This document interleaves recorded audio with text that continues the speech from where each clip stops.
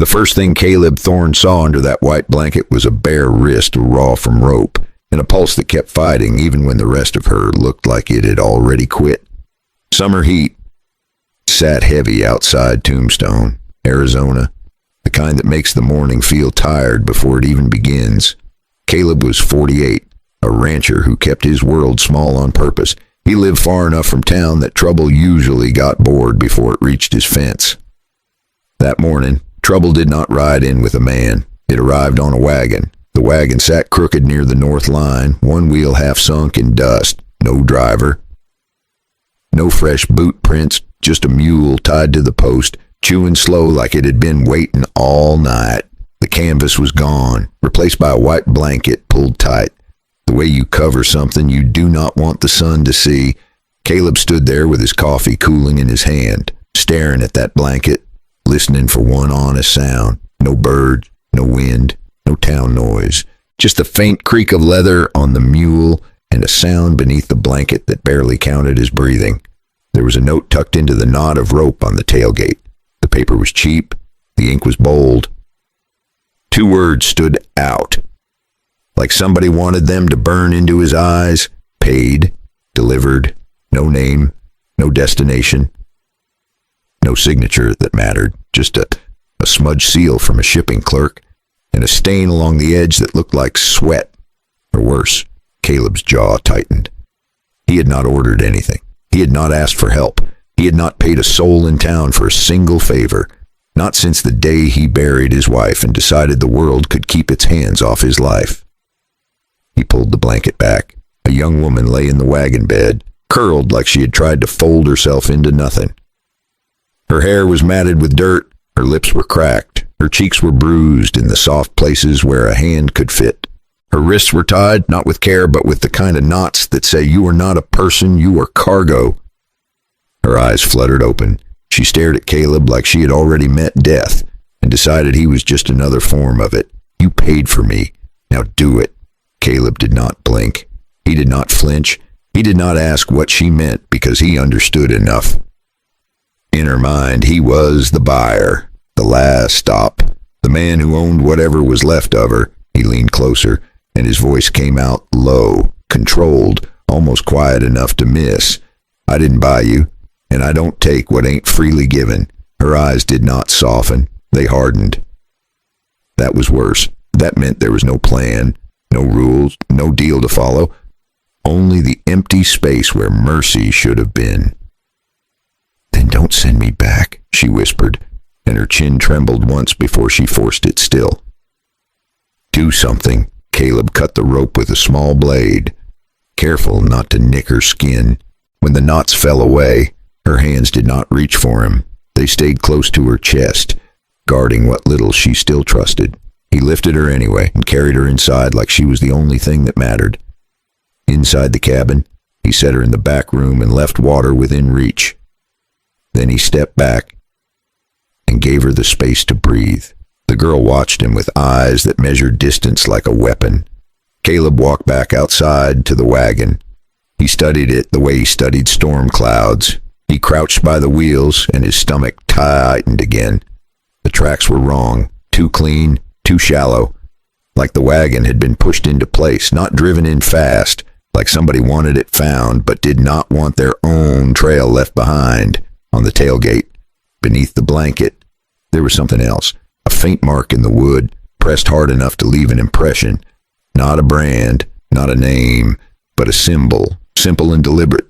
It was the kind of mark a man uses when he thinks no one will question him. Caleb's hand hovered over it. His fingers shook once, just once, the way they had not shaken in years, because he had seen that symbol before. And the last time he saw it, he stood beside a fresh grave, listening to a preacher talk about heaven while the desert swallowed the only thing he ever loved. Caleb stood up slowly and stared toward his cabin window. The girl was still there, still watching, still waiting for the moment kindness turned into a trap. In town, men like Silas Crow did not leave gifts on fences. Men like that left warnings or bait. Caleb took a breath, and for the first time in a long time, he felt something sharper than grief. He felt a decision. If that wagon was a message, then somebody had chosen the wrong ranch to send it to. If that girl was property, then somebody was about to learn what happened when you tried to deliver a human soul like a sack of feed. But here was the question that would decide everything. If Caleb didn't pay for her, then who did? And why leave her under a white blanket at his fence? Unless they wanted him to open the door to a war he swore he'd never fight again. Caleb sat at his kitchen table with that cheap note in his hand, and the cabin felt smaller than it ever had. He knew the wagon wasn't an accident, and he knew the next move had to be his. Eliza was in the back room, breathing shallow, eyes open more than closed. She hadn't touched the food yet. She hadn't asked for a name. She hadn't asked for mercy either. She just watched every sound like it was a warning. Under lamplight, Caleb studied the seal and knew it had come through a ledger, which meant a man in town knew more than he was saying. He stepped to the back room doorway and spoke soft, so his voice wouldn't sound like a command. "My name's Caleb." Eliza's eyes flicked up. She said nothing. "I'm going into town. I'm coming back. I don't leave folks behind." That got a reaction. Her shoulders tightened. Caleb held both hands up, palms open. "I'm not leaving you for them. I'm going to find out who thinks they can leave a human being on my fence like a sack of grain."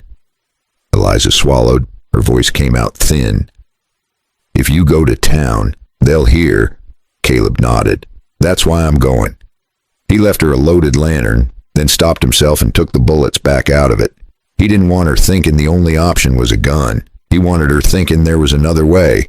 Before he saddled his horse, he put a piece of chalk on the table in the back room. One small thing she could hold, something simple, that said, "You're not helpless here." Then he rode. He went straight to the shipping yard, where the air smelled like hay, sweat, and money. A clerk sat behind a counter with a ledger thick as a church Bible. The man looked up, saw Caleb, and forced a smile like it was his job. "Morning, Mr. Thorne." Caleb set the note down. "You recognize that seal?" The clerk glanced, then tried to act bored. "Lots of seals." Caleb leaned in just a little. His voice stayed calm. "Don't make me start guessing." The clerk licked his lips. "That's Benson Yard. Freight comes up through there.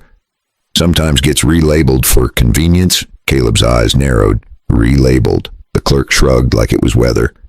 "Paperwork travels faster than truth."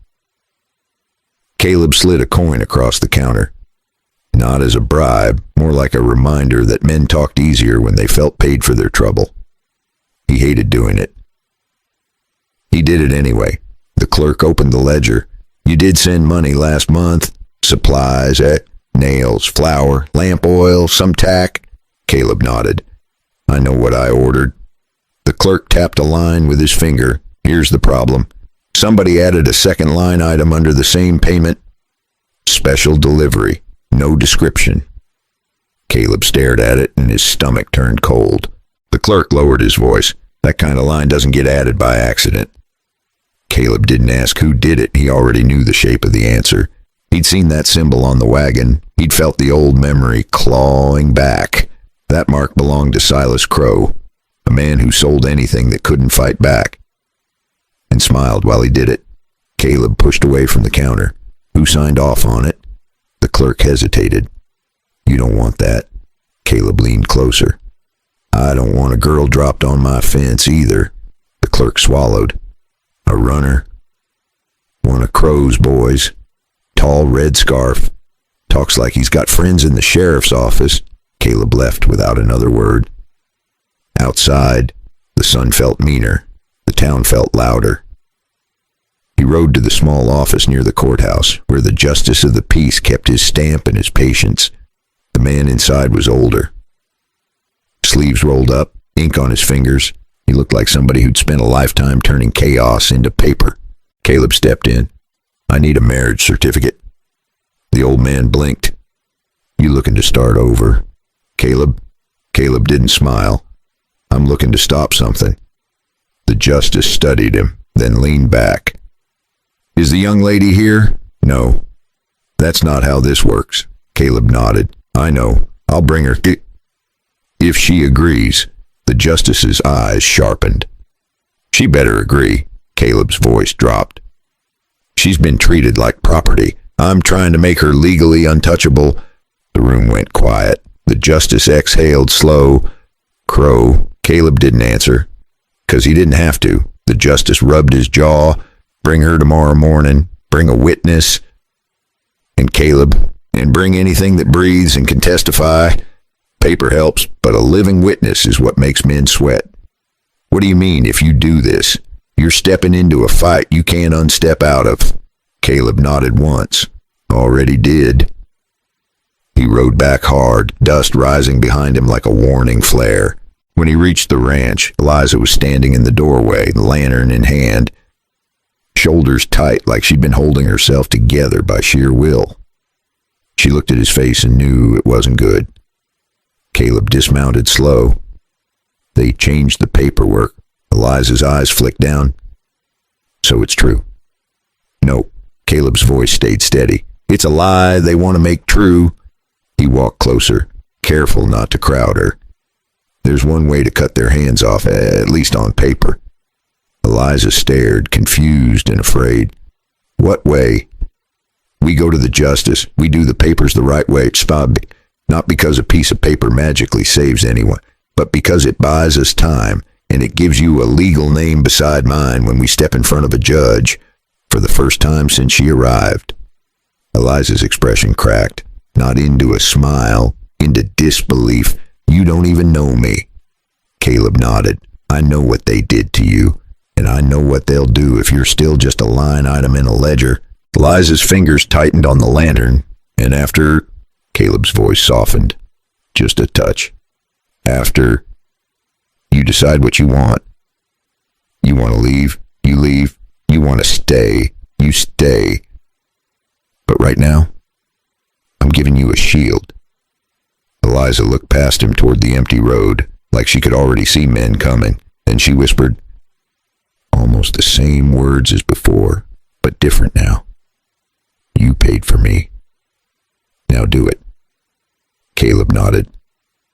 All right. He turned toward the barn to saddle up again, and that's when he heard it.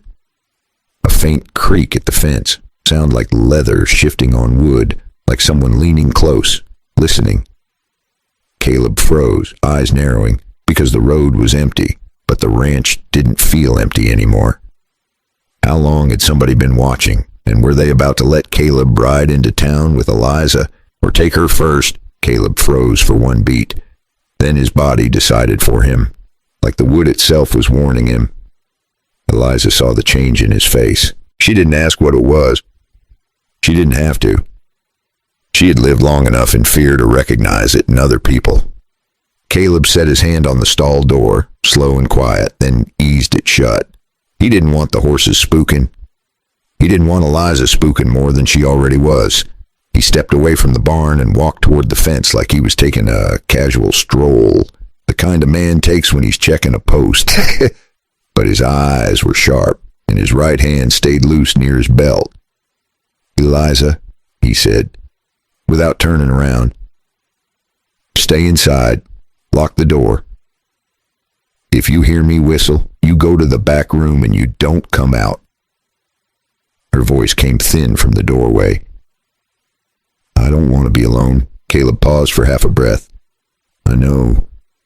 Then he kept walking. When he reached the fence line, he saw it. A hat brim low, a shoulder pressed against the post like the man had been there long enough to get comfortable.